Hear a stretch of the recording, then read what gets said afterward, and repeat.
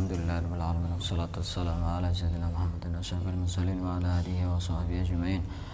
Subhanaka la ilma lana illa ma 'allamtana innaka antal alimul hakim. Wa tub 'alaina innaka antat tawwabur rahim wa taqabbal minna innaka antas samiul alim. Qala rabbi shrah li sadri wa yassir li amri wa hlul 'uqdatam min lisani yafqahu qawli. Nawaitu ta'alluma wa ta'lima li fadida wal istifada wa tamasuk ala kitabillah sunnati rasulih. والدعاء إلى الهدى والدلالة على الخير ابتغاء مرضاته وقربه وثوابه سبحانه وتعالى. قال المصنف رحمه الله تعالى ونفعنا به وبعلومه وأمدنا بأسراره وأنواره ونفحاته في الدين والدنيا والآخرة. Kita lanjutkan kajian pada kesempatan kali ini. Pada kesempatan kali ini kita akan membahas satu permasalahan yang begitu sangat penting, di mana ini sering terjadi dan sering menghinggapi kepada diri seseorang, yang mana akibatnya begitu sangat fatal, bukan hanya di dunia tapi juga di akhirat. Manusia mempunyai dua penyakit. Ada penyakit zahir, ada penyakit batin. Penyakit zahir manusia seperti pusing, demam, sakit lambung, sakit liver, sakit jantung, itu yang namanya semuanya penyakit zahir, yang dimana ketika mereka berobat ke dokter, ke tabib atau sejenisnya, insya Allah penyakitnya akan sembuh. Kalaupun tidak sembuh, maka ketika dia sudah meninggal dunia, maka akan sudah selesai urusannya dengan penyakit itu. Itu kalau penyakit zahir. Kalau penyakit batin, ini lebih sangat berbahaya, karena memang pada saat penyakit itu tidak diobati dan orang yang mempunyai penyakit batin itu sudah meninggal dunia, maka akan masih berlanjut sampai di hadapan Allah Subhanahu wa taala. Salah satu penyakit batin, penyakit hati yang sangat berbahaya, yang jika seseorang mempunyai penyakit tersebut maka sangat berbahaya sekali. Salah satunya adalah hasad. Apa hasad? Apa hasud? Iri. Ini berawal dari, saya prihatin karena kemarin itu saya menangani satu kasus yang cukup parah. Saya kemarin pergi ke satu tempat di daerah gunung, kecamatan Jatibanteng, pokok daerah gunung. Nanti cari sendiri lah. Ada satu daerah seperti itu, dia meminta saya untuk datang ke rumahnya. Pada hari-hari yang sebelumnya dia sudah pernah datang ke saya berobat begitu. Keluhannya apa? Dia itu sering tidak bisa tidur kalau malam, terus sering kayaknya bingung, ini kayak mau keluar, kayak kemana, sering sakit kepalanya, pokoknya banyak yang sakit. Dan bahkan istrinya, dia sering pergi ke rumah sakit mungkin seminggu atau 2 minggu sekali, pasti pergi ke rumah sakit. Sering sakit pokoknya, keluarganya itu banyak yang sering sakit, terutama dari suami itu juga sering sakit. Awalnya istrinya, kemudian berpindah kepada suaminya. Udah datang ke sini, ke rumah saya malam-malam, waktu itu jam berapa ya, jam 10 kalau udah salah, 10 malam. Udah saya tangani. Di situ ada 16 yang masuk ke dalam tubuhnya. Ada 16 jin yang masuk ke dalam tubuhnya. Kemudian saya keluarkan. Yang keluar ternyata tidak semuanya, karena waktu itu saya kecapean, banyak aktivitas. Jadi saya tangani sekedarnya saja. Yang keluar kira-kira 12 kalau tidak salah. 12. Kemudian jarak beberapa hari lagi datang lagi ke rumah saya karena masih merasakan ada hal yang tidak enak, tidak nyaman di dalam tubuhnya. Saya tangani lagi. Keluar 3. Keluar 3, berarti tinggal 1. Nah tinggal 1 itu hanya saya datang ke rumahnya, ini kok tidak selesai-selesai ini. Hanya saya datang ke rumahnya. Pada saat saya datang ke rumahnya, udah saya ruqyah, saya suruh minum air dan sebagainya. Kemudian saya deteksi rumahnya, di rumahnya ini ada apanya. Ternyata pada saat orang yang punya rumah ini saya arahkan untuk melihat apa yang ada di rumahnya, dengan dia memejamkan mata, ini ada ilmunya khusus seperti ini, tidak bisa diajarkan kepada sembarang orang. Jadi intinya saya suruh pejamkan mata, kemudian melihat seisi rumahnya itu ada apa saja. Ternyata dia rumahnya itu ada semacam longlongan gitu, apa ya longlongan itu? Tahu longlongan? Iya, lorong gitu. Jadi ini nyambung sama dapurnya. Cuma ini sering dipakai jalan gitu, karena ada pintu tengah di mana dia jalan dari situ sering. Ternyata dia nunjuk-nunjuk di situ, nunjuk-nunjuk di longlongan di situ tanah, bukan keramik, nunjuk-nunjuk di situ. Setelah itu kemudian saya tanya, pada saat dia masih pejamkan mata itu, saya tanya, ada apa di situ? Ada bungkusan kain kafan. Ada bungkusan kain kafan. Nyata apa gaib? Nyata. Karena memang kadang-kadang pendaman seperti itu kadang-kadang ada yang gaib. Jadi walaupun digali ya tetap enggak kelihatan, enggak nampak. Ternyata nyata. Sudah, saya semakin penasaran. Terus kemudian orang yang punya rumah ini, laki-laki ini, suami kepala rumah tangga ini sudah saya suruh pejamkan mata. Kemudian saya datangi itu titik itu. Kemudian saya suruh gali keluarganya. Yang gali tidak boleh orang yang bersangkutan, karena dia masih ada ini setruman energi. Dari situ harus yang lain. Digali kira-kira ukuran segini. Kemudian kelihatan putih. Ternyata benar ada kain kafan panjang begitu, di model kayak mayit, kayak jenazah gitu. Ada 3 tali, ujung sini dan tengah, sama persis kayak orang mati itu di ini. Saya semakin penasaran. Ini soalnya saya pertama kali menemukan ini. Biasanya rata-rata pendaman gaib itu. Ini pertama kali benar-benar nyata ini. Ini kita harus percaya bahwa sihir itu ada. Sihir itu ada. Rasulullah juga pernah terkena sihir. Rasulullah. Dan orang terkena sihir itu ini tidak menjatuhkan kemuliaan seseorang. Oh, berarti saya banyak dosanya ya? Rasulullah. Oh, saya kok sudah rajin baca Quran kok tetap kena sihir. Kamu cuma baca Quran. Rasulullah dituruni Al-Quran. Itu loh. Rasulullah dituruni Al-Quran. Akhirnya saya buka itu, talinya itu 3, dikasih tali rafia itu 3. Kemudian saya buka, isinya macam-macam. Bukan isinya emas, kalau seandainya isinya emas enak itu. Isinya itu pisau yang sudah berkarat, sudah potong itu. Apa memang karena kelamaan atau bagaimana? Karena ini setelah saya deteksi itu sekitar 7 tahun sudah ada di situ. Mungkin karena potong atau memang karena memang asli dipotong, enggak tahu. Pisau, kemudian ada potongan besi, kemudian ada tulang-tulang, terus ada paku, terus kemudian ada tanah kuburan. Ini kok begitu sangat ini ya? Kalau istilah orang Madura itu mengak ya, mengak. Paham mengak? Kok bisa sampai seperti itu? Akhirnya orang tersebut saya tangani. Ternyata masih ada 1 itu tadi. Kemudian dia ngomong yang 1 itu. Ini sudah berapa lama ada di sini? Sudah 7 tahun. Sering buat sakit ya dengan keluarga yang di sini? Iya. Kenapa? Tujuannya apa? Iri. Penyakit iri ini sangat akut. Tidak hanya menjangkit kepada orang biasa saja. Orang yang sekelas orang yang berilmu, misalnya ustadz, kiai, bisa terkena penyakit hasad itu. Bisa terkena penyakit iri, bisa. Loh, iri kenapa?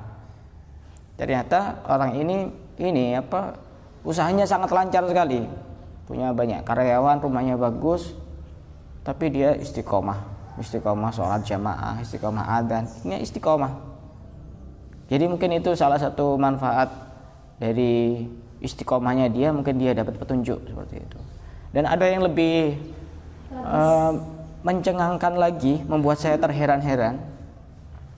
Jadi di Longlongan itu kan ada pendaman itu ya, itu bersebelahan dengan sebuah ruangan yang di situ dipasang fotonya ulama. Waktu itu dipasang fotonya Kiai As'ad Situbondo. Karena pernah ada anak-anak mahasiswa KKN yang KKN di tempat itu dan ingin di situ, kemudian sebelum pulang ngasih foto itu dan dipasang di kamar yang ditempati itu. Ada foto Kiai As'ad 4 itu kecil-kecil itu. Nah, beliau ini yang punya rumah ini setiap hari pasti melihat ada cahaya keluar dari foto itu. Ada cahaya keluar dari foto itu yang bersebelahan dengan Longlongan itu. Setiap hari itu. Dia sampai penasaran, ini sebenarnya apa? Ini sebenarnya apa? Saya juga masih belum bisa menjawab waktu itu. Kemudian ada pengakuan dari yang masuk ke dalam tubuhnya itu cahaya dari mana? Itu sebenarnya cahaya berperang dengan energi negatif yang ada di sebelahnya itu. Pendaman-pendaman itu. Jadi perang terus tiap hari itu. Seandainya tidak ada foto itu, mungkin lebih parah lagi itu yang punya rumah itu. Ini pentingnya dalam rumah itu kita pasang foto ulama. Foto saja itu sudah begitu sangat berpengaruh, apalagi bagaimana orang yang di dalam hatinya cinta kepada ulama. Apalagi bukan cuma sekedar cinta tapi sering berkumpul dengan ulama. Apalagi kita cintanya kepada pemimpin para ulama, siapa Rasulullah, akan lebih hebat lagi. Jadi itu cahaya tetap ada terus setiap hari. Dan sangat jelas itu. Pagi, siang, sore, malam sangat jelas itu. Dan dilihat bukan di alam mimpi tapi alam sadar. Setelah pendaman itu saya musnahkan, saya bacakan bacaan-bacaan tertentu, kemudian saya bakar. Setelah itu saya suruh lihat ruangan yang ada fotonya kayak As'ad itu, sudah tidak ada, hilang cahayanya. Tidak ada cahayanya itu, hilang. Ini semua apa judulnya? Hasad, iri. Karena iri ini penyakit yang begitu sangat berbahaya. Dan biasanya orang yang iri ini adalah orang yang terdekat, baik dari keluarga maupun dari tetangga maupun dari kerabat. Pokoknya yang sering bersinggungan dengan dia, orang yang dekat. Kalau orang jauh, ya yang dilihat apa kan tidak ada. Kan tidak ada. Misalnya ya, ada ustadz yang lagi viral di YouTube itu, terkenal. Kemungkinan ya, ustadz yang punya penyakit hati di sekitar sini, kemungkinan tidak bakal, oh itu santet aja biar mati gitu. Kemungkinan tidak. Kemungkinan karena jauh, tidak dilihat. Tapi kalau yang di area sini, sekitar sini, bisa jadi. Bisa jadi. Karena memang saya pernah merasakan sendiri. Saya pernah mendeteksi rumah saya. Di depan pagar itu ada banyak kiriman-kiriman. Di depan pagar saya itu, tapi tidak bisa masuk. Depan pagar saya banyak kiriman-kiriman. Setelah saya lacak, setelah saya deteksi, ternyata dari orang yang berilmu. Ya alasannya kecemburuan sosial. Lagi-lagi saya katakan bahwa kita ini semuanya niatnya dakwah. Dalam ilmu tidak ada istilah persaingan. Mestinya kita harus banyak bersyukur. Semakin banyak orang yang menyebarkan ilmu, berarti semakin terkurangi beban kita untuk menyampaikan dakwah Rasulullah. Seandainya harus kepada kita semuanya, betapa beban berat dakwah ini kita pikul, begitu sangat berat beban kita itu untuk menyampaikan amanat dan dakwah Rasulullah, balighu anni walau ayah, sampaikan dariku walaupun cuma satu ayat. Ini begitu sangat berat. Ini hasad begitu sangat berbahaya sekali, hasad ini. Bagaimana caranya dan hasad itu seperti apa bahayanya? Obat yang paling mujarab itu apa? Akan kita bahas pada kesempatan kali ini. Dan bahkan ini juga bisa dijadikan pelajaran. Dia sudah pernah berobat ke salah satu orang yang terkenal di YouTube karena dia sering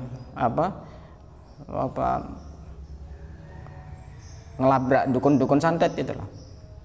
Dan bahkan dia pernah berobat ke situ dengan biaya yang tidak sedikit dan tidak ada hasilnya apa-apa. Ya karena memang di YouTube kan kita tidak tahu yang sebenarnya terjadi, yang sebenarnya dia miliki itu apa, tidak ada yang tahu. Terkenal di YouTube itu. Kata dia, yang dekat ada yang lebih bisa nangani, kok saya cari yang jauh ya? Ya sudah terjadi. Ini ya lagi-lagi tentang sanad keilmuan itu harus jelas. Gitu. Saya belajarnya jelas kepada guru saya, ada sanadnya. Ada sanad-sanadnya. Dan biasanya saya kalau mengobati itu tawasul kepada beberapa habaib. Salah satunya Habib Abdul Qadir bin Ahmad As-Segaf Jeddah, yang beliau pernah menjabat sebagai wali kutub. Kemudian Habib Abu Bakar bin Muhammad As-Segaf Gresik. Kemudian Said Muhammad bin Alawi Al-Maliki Mekah. Kemudian Habib Ali bin Muhammad bin Husain Al-Habsyi, pengarang Maulid Simtud Duror. Kemudian Habib Umar bin Hafid yang sekarang masih hidup. Kemudian Habib Taufik bin Abdul Qadir As-Segaf Pasuruan yang sekarang juga masih hidup karena beliau guru saya yang ngajari seperti ini nih, muridnya Habib Taufik. Jadi itu tawasul kepada mereka semua itu. Jadi sambungannya itu ya kuat gitu. Hasad, bahayanya apa sih hasad itu? Disebutkan oleh Imam Al-Haddad di dalam kitabnya An-Nasaihud Diniyah. Beliau menjelaskan, fahasbuka bihi dzamman wa qubhan annallaha ta'ala amara Rasulullah sallallahu alaihi wasallam bil isti'adati min syarril hasidi kama amarahu bil isti'adati min syarri syaitan faqala ta'ala wa min syarri hasidin idza hasad. Sungguh sangat cukup bahwa sifat iri itu sangat tercela, bahwasanya Allah memerintahkan Rasulullah untuk berlindung dari keburukan orang yang iri, sebagaimana Allah juga memerintahkan Rasulullah untuk berlindung dari keburukan syaitan. Kita semua kan diperintahkan oleh Allah untuk berlindung dari keburukan syaitan. A'udzu billahi minasyaitonir rajim. Aku berlindung kepada Allah dari keburukan syaitan. Ternyata Allah bukan hanya memerintahkan kita berlindung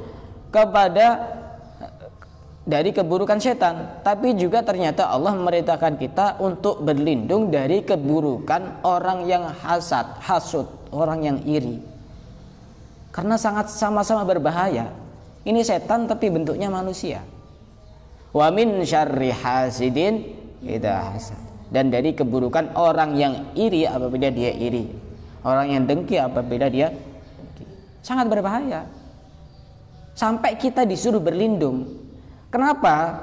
Karena orang yang iri itu bisa melakukan hal yang mestinya haram, dia anggap bahwa itu adalah halal, diperbolehkan. Nyakiti orang masa boleh? Kan tidak boleh. Membuat orang sakit masa boleh? Kan tidak boleh. Tidak boleh. Orang iri bisa melakukan apa saja. Dan bahaya iri ini sangat luar biasa. Disebutkan dalam sebuah hadis, iyyakum wal hasad. Takutlah kalian kepada sifat iri, sifat dengki. Fa innal hasada ya'kulul hasanata kama ta'kulun narul hatab. Karena sesungguhnya sifat iri itu bisa memakan kebaikan sebagaimana api bisa memakan kayu bakar. Api kalau ketemu kayu bakar itu cepat habisnya. Kita punya kebaikan segunung, kemudian kita punya sifat hasad, punya sifat iri, cepat habis kebaikan kita. Cari lagi kebaikan. Ya kalau masih hidup, kalau sudah mati, kapan kita mau nyari kebaikan? Dan bahkan dalam satu hadis yang lain disebutkan, la yajtami'u fi jawfi 'abdin al-iman wal hasad. Tidak akan berkumpul dalam hati seseorang hamba iman dan hasad. Artinya iman dan hasad tidak bisa nyatu. Berarti kalau ada orang hasad tuh imannya ada yang bermasalah. Karena tidak bisa nyatu, kata Rasulullah. Iman dan hasad itu dalam hati tidak bisa, tidak mungkin berkumpul. Sama seperti apa? Air dan minyak. Air dan minyak itu tidak bisa berkumpul. Ini pernah dijadikan iklan salah satu mie instan kalau tidak salah di TV itu. Tapi bagus juga itu. Pesannya itu bagus. Walaupun berbeda bukan berarti tidak bisa bersama. Sama seperti air dan minyak. Walaupun dia berbeda tapi masih bisa bersandingan.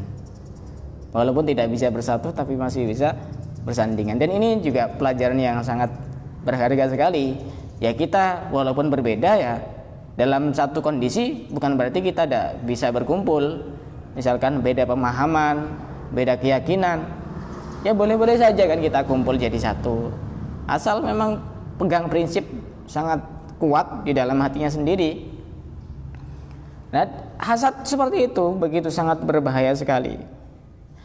Yang dia maksud hasad yang sebenarnya itu apa? Disebutkan oleh Imam Haddad dalam kitabnya, ayyajidal insanu fi sadrihi wa qalbihi dhiqan wa harajan wa karahiyatan li ni'matin an'amallahu biha ala 'abdin min ibadihi fi dinihi aw dunyahu hatta innahu la yuhibbu zawalaha anhu wa rubbama tamanna dzalika wa illam tasir ilaihi.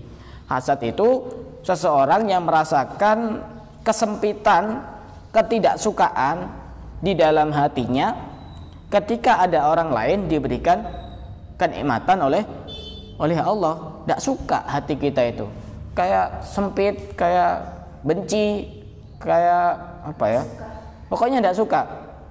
Misalnya tetangga atau sahabat kita itu kok punya sepeda baru ya, itu kok punya mobil bagus ya, itu kok punya rumah bagus ya, tidak suka.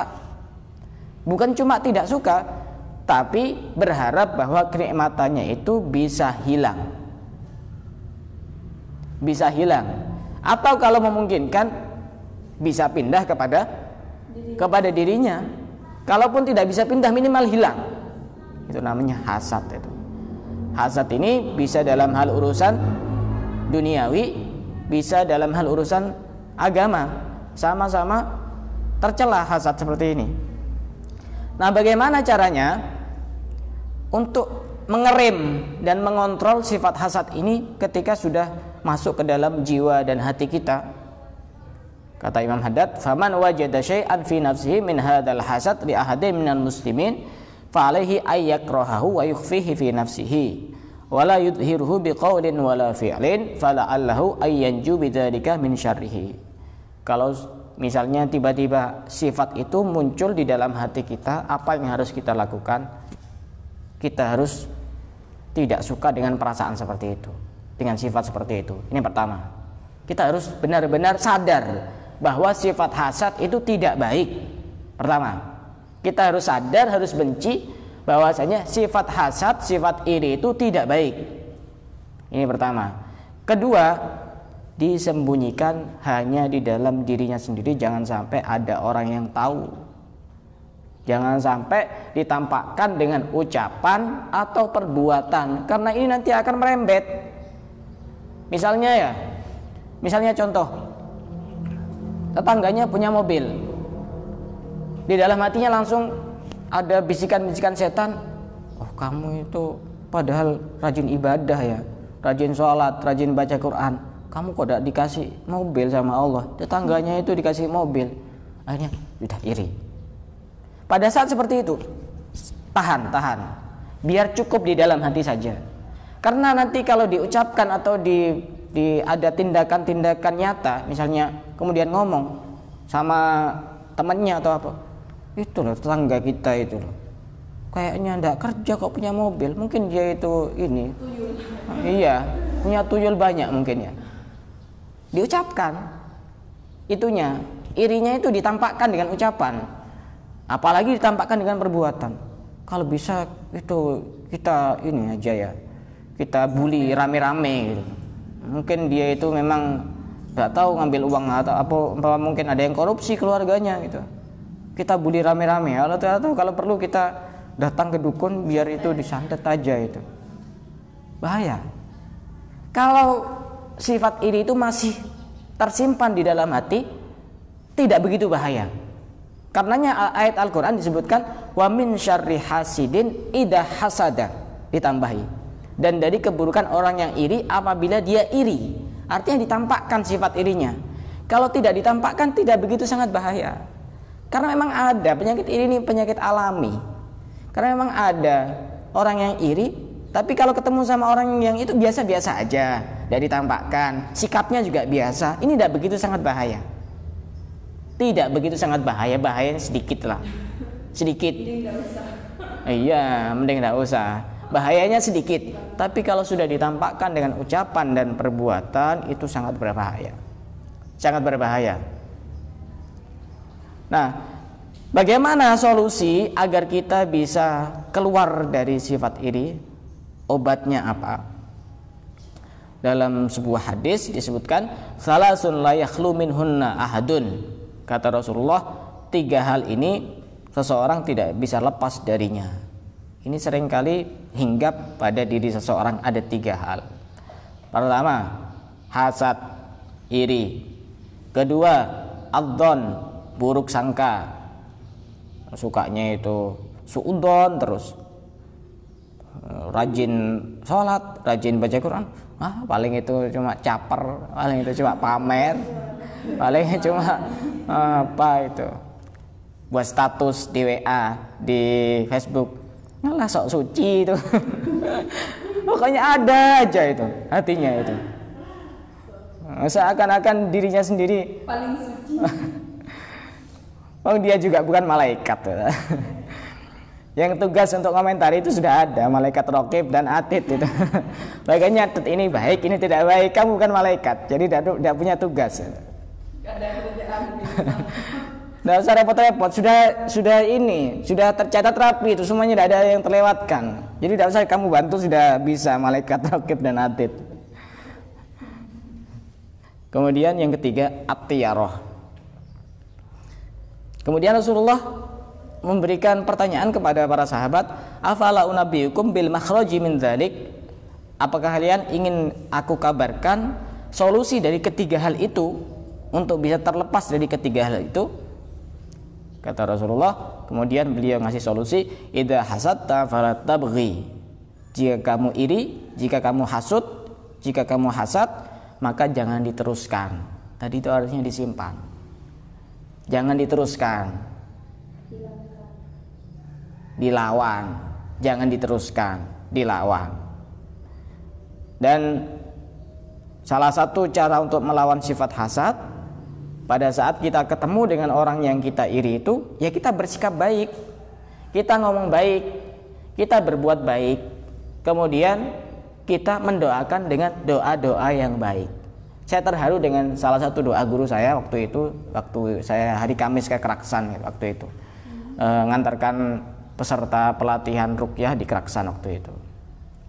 Beliau berdoa seperti ini, ya Allah, sebagaimana Engkau memberikan nikmat kepada kami, berikan juga nikmat kepada orang yang iri kepada kami.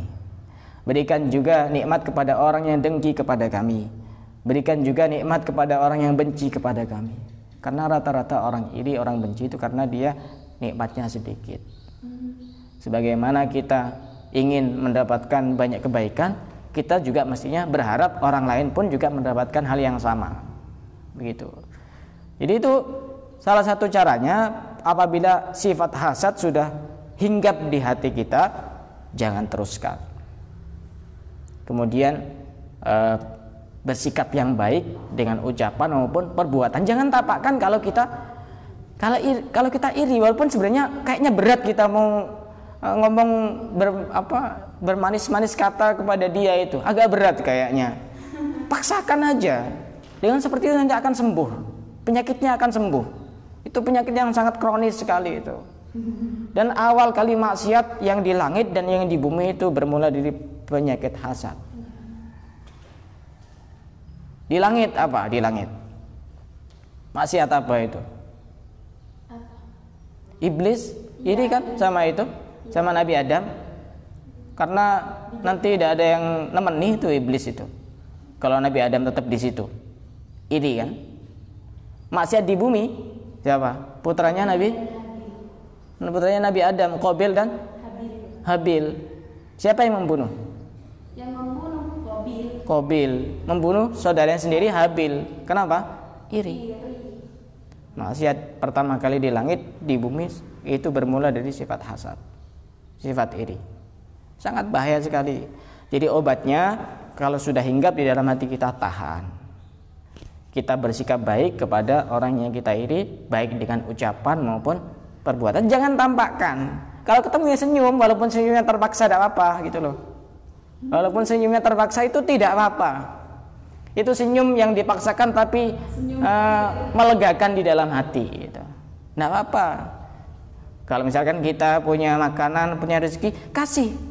Dengan seperti itu nanti hati akan bisa lembut sendiri, bisa lunak sendiri. Akhirnya sedikit demi sedikit akan hilang. Kemudian pada saat kita berdoa kepada Allah, ya Allah, sebagaimana saya diberikan kesehatan, berikan juga kesehatan kepada dia. Ya Allah, sebagaimana saya diberikan kebahagiaan, berikan juga kebahagiaan kepada dia. Gitu. Saya kasih resep yang sangat bagus sekali. Ini saya terinspirasi dari status dari guru saya, guru ruqyah saya. Beliau awalnya orang yang tidak punya sama sekali, tidak punya, miskin, tidak punya.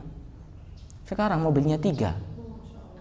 Ada Fortuner, ada apa, Expander, apa macam-macam, itu 3 mobil besar-besar semua, dan bahkan tamunya cek banyaknya, sampai bisa mensejahterakan tetangga-tetangganya itu karena ada yang jualan kan, pasien-pasien yang ditangani sama beliau itu.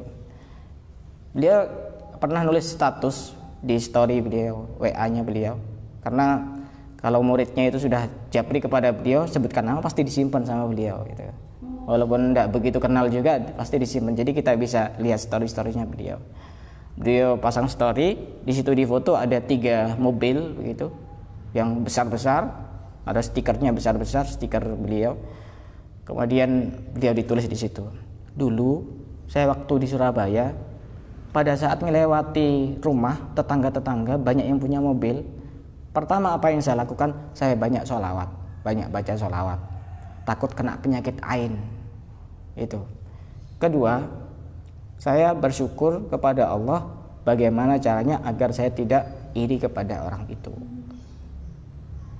Dan sampai saat ini beliau itu punya 3 mobil dan bahkan bangun pondok pesantren yang cukup besar. Yaitu pondok pesantren, nanti ya juga membangun perguruan tinggi. Perguruan tinggi itu jurusannya pengobatan non medis, pengobatan dengan Al-Quran. Itu orang biasa itu, tidak punya apa-apa. Dan bahkan dia mengisahkan perjalanannya, kadang-kadang makan itu cuma nasi sama cilok berdua, itu pun cuma pas-pasan. Sekarang punya mobil 3. Kadang-kadang kalau sekali pelatihan itu, kalau saya hitung-hitung ya, itu kadang-kadang beliau mengadakan pelatihan online se-Indonesia itu. Kalau saya hitung-hitung, sekali pelatihan saja itu uang 500 juta masuk itu bisa. Uang 500 juta itu masuk itu bisa. 200 sampai 300 juta itu bisa masuk. Tidak sampai sehari. Ya karena itu tadi. Ya kita berusaha untuk menjaga hati. Karena penyakit hati ini lebih berbahaya dibanding penyakit dohir. Penyakit dohir, penyakit corona misalnya, mati kan sudah selesai urusan, tidak ada urusan lagi kan. Tapi penyakit hati, mati masih ada kelanjutannya. Pertanggungjawabannya di hadapan Allah, akan ditanya, dulu kenapa kamu kok punya sifat iri? Masih ada kelanjutannya. Makanya pentinglah kita untuk menghindari penyakit dohir, tapi jauh lebih penting kita untuk mengobati penyakit batin. Kalau urusan penyakit batin dibiarkan saja, karena kita pengen hidup di dunia. Ini ya, penyakit dohir, penyakit batin dibiarkan saja, karena seakan-akan kita tidak merasa bahwa itu sangat berbahaya. Tapi penyakit dohir, walaupun cuma matanya yang sakit, kepala yang cuma pusing, langsung segera diobati. Ya tetap wajib ikhtiar untuk berobat begitu. Nah, beda dengan ghibthah. Ghibthah itu tidak hasud. Ghibthah itu contohnya seperti ini. Kita berharap mendapatkan kenikmatan yang sama sebagaimana yang dimiliki oleh orang lain, tanpa kita punya niatan agar nikmat itu hilang. Misalnya ada tetangga kita, sahabat kita kaya, ya Allah semoga saya diberikan kekayaan juga sama seperti tetangga saya. Tapi bukan karena iri, murni karena pengen. Kenapa? Karena ingin nanti bisa digunakan untuk hal-hal yang baik, untuk mendapatkan ridho dari Allah. Itu tidak apa kalau seperti itu, tanpa berharap nikmatnya hilang atau pindah kepada kita, tidak apa-apa. Ada kita berharap nikmat orang lain itu hilang, itu justru sangat diperbolehkan. Pada saat kapan? Ketika ada orang dolim mempergunakan nikmat Allah untuk berbuat dolim. Misalnya ada orang ahli maksiat, dia kaya, kemudian kekayaannya digunakan misalkan untuk nyakiti orang, untuk bunuh orang, untuk nipu orang, untuk minum-minum, untuk zina dan lain sebagainya. Ya Allah, mending hilang saja, saya tidak suka dia punya banyak kenikmatan. Itu tidak apa kalau seperti itu. Bukan karena tidak suka terhadap kenikmatannya, tapi karena kenikmatan tersebut digunakan untuk berbuat yang tidak baik. Tandanya bahwa itu bukan hasad. Kita tetap suka kalau seandainya dia tidak dolim dan punya kenikmatan, kita tetap suka bahwa kenikmatannya tetap ada. Nah ini penyakit iri ini sangat berbahaya. Kemudian tadi itu 3, saya lanjutkan sedikit. Ada 3 hal yang pasti ada di dalam setiap diri manusia. Yang pertama hasad, yang kedua adalah buruk sangka. Bagaimana cara untuk mengobati buruk sangka? Wa idza dzananta fala tuhaqqiq. Jika buruk sangka menghinggap di dalam hatimu, maka jangan engkau benarkan. Contohnya begini, kita melihat ada orang lain kayaknya rajin ke masjid begitu, sholat jamaah. Oh itu kayaknya cuma cari perhatian, mungkin dia mau nyalon apa atau gimana biar dapat perhatian sama orang. Itu kan suudzon itu namanya. Jadi bagaimana cara ngatasi? Jangan dibenarkan perasaan-perasaan seperti itu. Jangan dibenarkan perasaan-perasaan seperti itu. Ini sama persis seperti waktu itu ada salah satu muridnya Habib Umar yang tanya kepada Habib Umar, Habib, gimana caranya ngobati penyakit suudzon? Muridnya beliau itu mengira bahwa jawabannya cukup panjang. Ternyata jawabannya cuma 1 kata, fala tusaddiq, jangan benarkan apa yang sudah ini ngomong di dalam hati kita itu kayak ini. Jangan benarkan. Karena suudzon itu walaupun benar tetap berdosa. Husnudzon walaupun salah tetap berpahala. Contohnya husnudzon yang salah gimana? Ya misalnya ya kayak tadi contohnya, ada orang rajin ke masjid, kita husnudzon, ya itu mungkin karena dia hatinya bersih sehingga dia istiqomah rajin ke masjid. Padahal kenyataannya dia cari suara. Ternyata jarak beberapa ini dia nyalon misalnya kepala desa atau nyalon Pak Camat misalnya. Oh berarti kan salah, tidak sesuai dengan apa yang kita sangka. Tidak apa-apa, tetap berpahala.